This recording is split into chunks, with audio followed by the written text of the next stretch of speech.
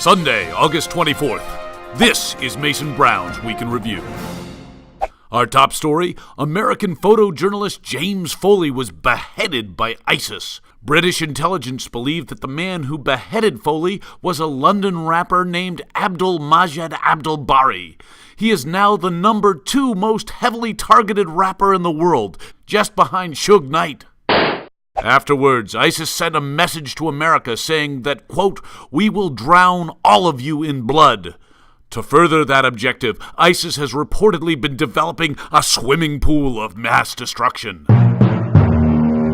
Saudi Arabia executed 4 men for hashish possession. According to one of the accused's last words, "On the whole, I'd rather be in Colorado." The Saudis also executed an Indonesian woman for sorcery. Of course, if she were a witch, why wouldn't she have cast a get-me-out-of-jail spell? A medical mystery in India, as an 8-year-old boy named Kaleem has grown 40-pound hands. And you know what they say about guys with big hands. Sometimes they have a horrifying genetic deformity. Garrett Adams of Lancaster, California, has been arrested on suspicion of killing his brother's friend with a bow and arrow after a dispute at his home. Although the report doesn't mention it, it's fair to assume they'd been drinking.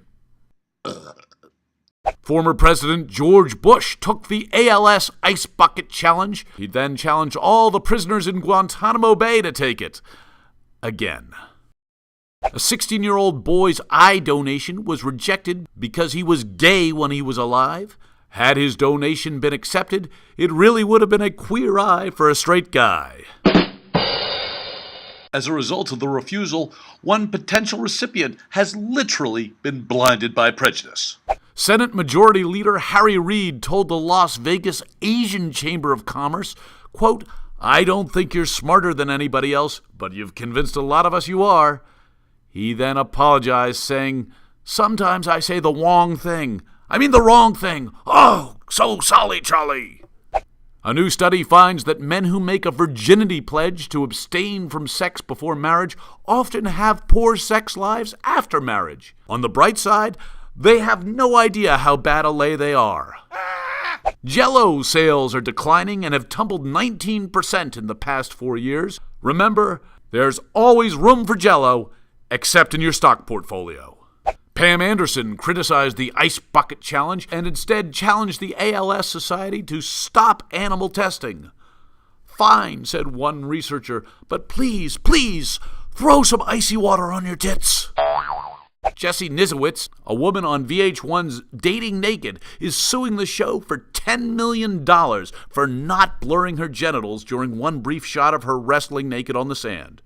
She claims she was humiliated and that her boyfriend left her because of it. Of course, he might have left her because she was on a dating show. And at $10 million, it seems like someone has a pretty high opinion of her vagina. Especially because everyone on set saw it all day for a $300 day rate. And finally, soccer star Albert Ibose was killed by a stone thrown by a disgruntled fan after a home loss in Algeria. Outraged authorities are insisting that the perpetrator be found and sent immediately to Philadelphia to become an Eagles fan. And that's the Week in Review.